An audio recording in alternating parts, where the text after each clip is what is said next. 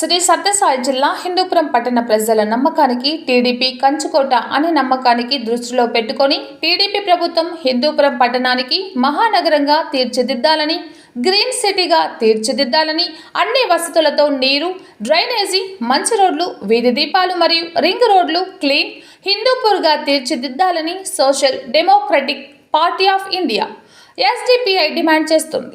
Hindupuram municipal చైర్మన్కి, Hindupuram municipal కమిషనర్కి memorandum ఇవ్వడం జరిగింది. ఇందులో భాగంగా assembly general secretary Maulana Amjad Ali, vice president C Dadapeer, assembly joint secretary Pathan Noor Mohammed, assembly సభ్యులు షేక్ మొహమ్మద్ ఉమర్, ఇమ్రాన్, షేక్ సల్మాన్ తదితరులు పాల్గొన్నారు.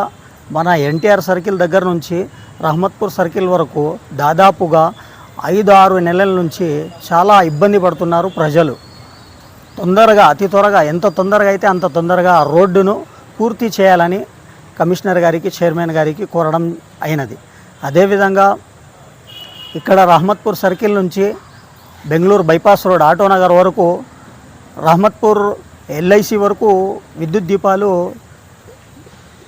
వేపించడం జరిగింది. అక్కడి నుంచి అదేవిధంగా కంప్లీట్ చేయాలని ప్రభుత్వంకి, అదేవిధంగా కమిషనర్ గారికి, చైర్మన్ గారికి కోరడం అయినది.